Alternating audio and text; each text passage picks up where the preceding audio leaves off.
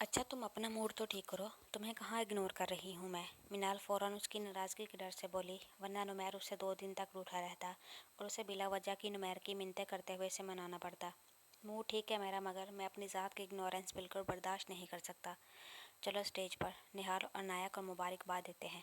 عنایا کا نام سن کر منال کا منہ کڑوا ہو گیا، مگر وہ نمیر کی ناراضگی کا سوچ کر نمیر کے ساتھ اسٹیج کی طرف نہال اور عنایا کے پاس جانے لگی۔ وہ اپنی زندگی میں آنے والی اس نئی تبدیلی سے بہت خوش تھا۔ بہت جلد وہ اس کے دل میں جگہ بنا گئی تھی۔ وہ اپنے بیڈ روم میں بیٹھ کر بیڈ پر لیٹا ہوا آنکھیں بند کر کے اپنی آنے والی زندگی کے بارے میں حسین خواب دیکھ رہا تھا۔ تبھی اسے محسوس ہوا جیسے وہ کمرے میں اکیلا موجود نہیں ہے، کوئی اور بھی اس کے ساتھ موجود ہے۔ کسی دوسرے وجود کی موجودگی کے احساس سے اس نے اپنی آنکھیں کھولی۔ سامنے والی دیوار کے ساتھ فرحین کو کھڑا دیکھ کر ایک پل کے لیے وہ خوف زدہ ہو گیا اور اٹھ کر بیٹھا۔ فرحین پراسرار مسکراہٹ چہرے پر سجائے چلتی ہوئی اس کے قریب آئی۔ وہ خوف زدہ نظروں سے اسے دیکھنے لگا۔ بھلا مرنے کے بعد کون اس طرح آ سکتا تھا؟ وہ دل ہی دل میں سوچنے لگا، میری آنکھوں سے زندگی کے خواب نوچ کر تم خود اپنی زندگی کے حسین خواب دیکھ رہے ہو، ہمیشہ تڑپتے رہو گے، تمہیں کبھی بھی کوئی خوشی نصیب نہیں ہوگی، ترسو گے تم خوشیوں کے لیے۔ فرحین کی باتیں اس کے دل میں تیر کی طرح چبھنے لگی۔ تڑپ کر اس نے اپنی آنکھیں کھولی۔ اس کا پورا چہرہ ہی نہیں، پورا وجود پسینے میں شرابور ہو رہا تھا۔ جلدی سے اٹھ کر اس نے اپنے کمرے کی لائٹ کھولی اور اپنے کمرے میں چاروں طرف نظر دوڑائی۔ کمرے میں کوئی بھی موجود نہیں تھا۔ یہ خواب تھا، اتنا بھیانک؟ وہ خود سے مخاطب ہوا۔ اس کا دل بری طرح گھبرانے لگا۔ کمرے کی لائٹ بند کیے بنا وہ واپس آ کر بیڈ پر لیٹ گیا اور کمرے کی چھت کو گھورنے لگا۔ اسے معلوم تھا اب اسے نیند نہیں آئے گی۔ رات بھر جاگنے کے باعث صبح اس کا سر درد سے بھاری ہو رہا تھا۔ میز پر اپنے سامنے کھلی ہوئی فائل میں وہ کوئی کیس دیکھ رہا تھا جب صدیق ایک لڑکے کو مارتا ہوا پولیس اسٹیشن کے اندر لایا۔ کیوں شور مچا رکھا ہے صدیق؟ کون ہے یہ؟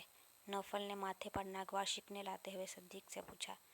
سر، یہ وہی بدبخت ہے جس کے خلاف چند دن پہلے رپورٹ درج کروائی تھی، ایک معصوم لڑکی کی عزت سے کھیلنے والا۔ صدیق نے اس لڑکے کی گدی پر زوردار ہاتھ جڑا اور نوفل کو بتانے لگا، جس پر نوفل کی پیشانی کی شکنوں میں مزید اضافہ ہوا۔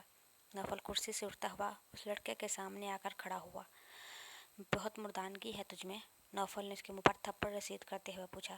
سر، ساری غلطی میری نہیں ہے، اس کی مجھ سے خود سیٹنگ چل رہی تھی، مگر اس نے منگنی کسی اور سے کر لی، اس لیے میں نے لڑکا اپنا تنافی جنم کرتا ہوا بتانے لگا، اس لیے تم نے مردانگی کے نام پر اپنی اوقات دکھائی۔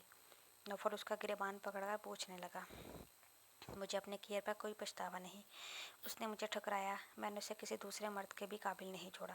وہ لڑکا کمینگی سے ہنستا ہوا بولا۔ صدیق، اسے پہلے اس کا کیس آگے جائے، آج اس کی ساری مردانگی پولیس کے ڈنڈے سے باہر نکال دو۔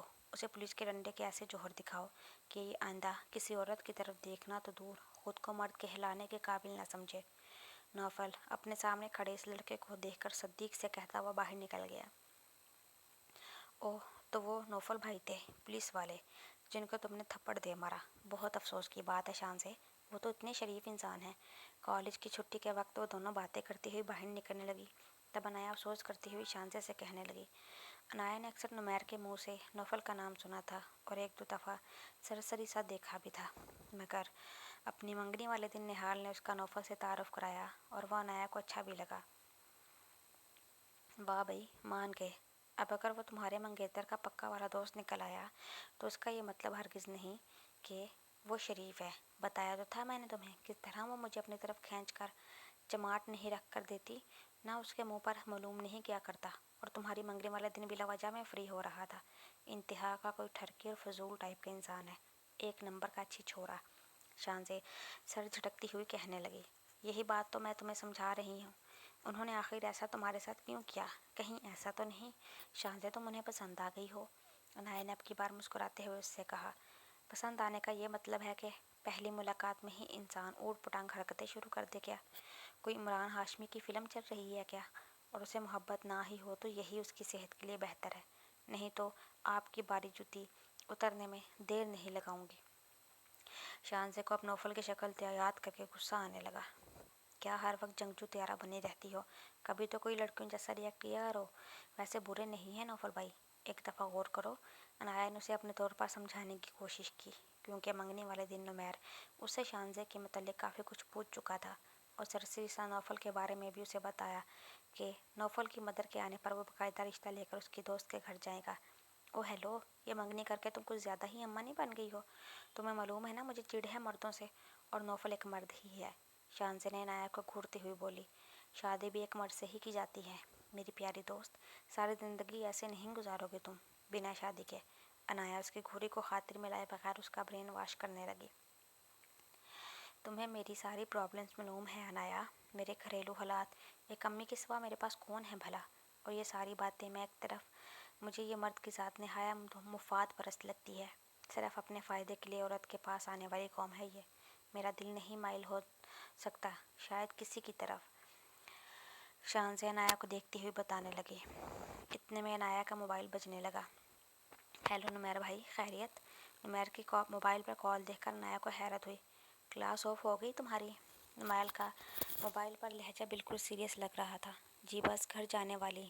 وہ سب ٹھیک ہے نا؟ عنایا نے اس سے پریشان ہو کر پوچھا، کیونکہ نمیر نے اس طرح کبھی کال نہیں کی تھی۔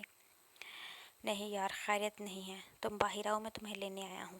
نمیر کی بات سن کر اب عنایا کو پریشانی ہونے لگی، اس لیے وہ جلدی سے شانزے کو بائے کہہ کر کالج سے باہر نکلی۔ نمیر اس کا کار میں انتظار کر رہا تھا۔ کیا ہوا نمیر بھائی، سب ٹھیک ہے؟ ماموں جان خیریت سے ہیں نا؟ عنایا نے آتے ہی نمیر سے سوالات شروع کر دیے۔ کار میں بیٹھو، بتاتا ہوں، نمیر نے اس کے سوالات کے جواب میں کہا۔ کار سٹارٹ کرنے لگا۔ عنایا جلدی سے کار میں بیٹھ گئی۔ نمیر کار سٹارٹ کر کے اسے کالج سے لے گیا۔ عنایا کے کالج سے نکلنے کے بعد شانزے بھی بس کے انتظار میں اسٹاپ پر پڑی ہوئی تھی، تبھی اس کے پاس ایک آ کر رکی، جس میں سے اترنے والی شخصیت کو دیکھ کر شانزے کے چہرے پر بیزاری چھا گئی۔ کیسی ہو تم؟ نوفل کار سے اترنے کے بعد شانزے کے پاس آ کر پوچھنے لگا۔ بہت بدتمیز، پچھلی 2 ملاقاتوں میں اندازہ نہیں ہوا تمہیں؟ شانزے اپنے چہرے پر چھائی بیزاری اسے محسوس کراتی ہوئی اپنے سامنے کھڑے ڈھیٹ انسان کو کہنے لگی، جو اس کو گھورنے میں مصروف تھا اور اب اس کی بات سن کر باقاعدہ ہنس رہا تھا۔ حسین لوگ اکثر بدتمیز ہی ہوا کرتے ہیں، یہ کوئی نئی بات نہیں، اور اب کی بار یہ کمپٹیشن مجھے بہت اٹریکٹ کیا ہے۔ کیا ہم تھوڑی دیر کے لیے بات کر سکتے ہیں؟ نوفل دلچسپی سے اس کو دیکھ کر پوچھنے لگا۔ وہ آج بھی پچھلی 2 ملاقاتوں کی طرح اسے اپنی طرف متوجہ کر رہی تھی۔ اس دن شاید تمہیں میری باتیں سمجھ میں نہیں آئی تھی، مجھے تم سے کوئی بات نہیں کرنی ہے، فوراً 9 2 11 ہو جاؤ یہاں سے۔ شانزے نے اس کو دیکھ کر سخت لہجہ اختیار کرتے ہوئے کہا۔ مس شانزے، مجھے اپنی عزت کے ساتھ ساتھ تمہاری عزت بھی پیاری ہے، جب بھی پیار سے کہہ رہا ہوں، ہم آرام سے کار میں بیٹھ کر بات کرتے ہیں۔ اب کی بار نوفل بھی سنجیدگی سے بولا۔ اپنا نام اس کے منہ سے ایک پل کے لیے شانزے چونکی۔ کیا مسئلہ ہے تمہارا؟ یہ پولیس کی وردی تم نے غنڈہ گردی دکھانے کے لیے پہنی ہے؟ ایک دفعہ کی بات سمجھ میں نہیں آتی؟ انٹرسٹ نہیں ہے مجھے تم سے بات کرنے میں، شانزے جان بوجھ کر تیز آواز میں بولی، جس سے آس پاس کے لوگ متوجہ ہوئے۔ ابھی تک تو میں نے بہت سیدھے طریقے سے تم سے بات کی تھی، لیکن تمہارے بارے میں میری رائے یہ ہے، تم حسین اور بدتمیز ہونے کے ساتھ ساتھ بیوقوف بھی ہو۔ تمہیں اندازہ ہونا چاہیے، پولیس والے انگلی ٹیڑھی کر کے گھی نکالتے ہیں۔ نوفل نے شانزے کے چیخنے کا نوٹس لیے بغیر اس کا بازو پکڑ کر اپنی گاڑی میں بٹھایا۔ تم میرے ساتھ اس طرح زبردستی نہیں کر سکتے۔ شانزے کو کار میں بٹھا کر وہ جو ڈرائیونگ سیٹ پر بیٹھا تو شانزے چیختی ہوئی بولی، زبردستی کرنے پر تم نے مجبور کیا ہے، میرا تو سیدھا سیدھا تمہیں پرپوز کرنے کا ارادہ تھا۔ نوفل چہرے پر مسکراہٹ سجائے شانزے کو دیکھتے ہوئے کہنے لگا۔ اپنی عمر دیکھو اور حرکتیں دیکھو۔ شانزے نے اسے شرمندہ کرنا چاہا۔ کیوں، میں تمہارے ابا جی کی عمر کا ہوں، یا تم خود کو ننھی چوزی سمجھتی ہو؟ میں ایک پڑھا لکھا، اچھا کھاتا کماتا مرد ہوں، اور تم بھی بالغ لڑکی ہو، شادی کے لائق۔ نوفل نے اپنے برابر میں بیٹھی شانزے کا نظر بھر کر بھرپور جائزہ لیا اور کار سٹارٹ کر دی۔ روکو گاڑی کو، کہاں لے کر جا رہے ہو مجھے؟ میں تمہیں چھوڑوں گی نہیں۔ شانزے اسے کار چلاتا دیکھ کر دھمکی دینے لگی۔ ڈرو نہیں، ابھی تمہیں اپنے گھر نہیں لے کر جا رہا، بلکہ تمہیں تمہارے ہی گھر چھوڑ رہا ہوں۔ ویسے میں بہت جلد تمہیں اپنے گھر لے جانے کا ارادہ رکھتا ہوں، بینڈ باجے کے ساتھ، پھر بے شک تم مجھے نہیں چھوڑنا۔ نوفل اب شوخ نظر اس پر ڈال کر ڈرائیونگ کرنے لگا۔ تمہاری ہمت کیسے مجھے سے اس طرح کی فضول بات کرنے کی، سمجھ رکھا ہے تم نے مجھے؟ شانزے غصے اور حیرت کے ملے جلے تاثرات کے ساتھ اس کو دیکھ کر کہنے لگی۔ ہمت کو چیلنج مت کرو، ہمت ہی تو ہے جو بڑے بڑے کام بنا خوف کے کروا دیتی ہے، مگر کیا ہے نا، تمہارے معاملے میں شرافت آڑے آ جاتی ہے۔ یہ روز روز ڈیٹ شیٹ لگانا، روٹھنا منانا، موبائل پر بلا وجہ لمبی لمبی گفتگو کر کے حال دل سنانا، میرے خیال میں یہ سست عاشقوں کے کام ہے۔ مگر میں آدمی ہوں ذرا دوسری قسم کا۔ پسند آ گئی ہو تم مجھے، شادی کرنا چاہتا ہوں میں تم سے، اس لیے بہت جلد میں تمہیں اپنے گھر لے آؤں گا، نوفل نے ڈرائیونگ کے دوران مسکرا کر شانزے کو دیکھتے ہوئے کہا۔ یہ تم کچھ زیادہ ہی فری نہیں ہو رہے؟ شانزے نے اپنے سامنے بیٹھے ہوئے اس فاسٹ عاشق کو دیکھا جو کہ تیسری ملاقات میں ہی اسے شادی کی بات کر رہا تھا، جبکہ میرے نزدیک تو اسے فری ہونا کہتے ہی نہیں ہیں۔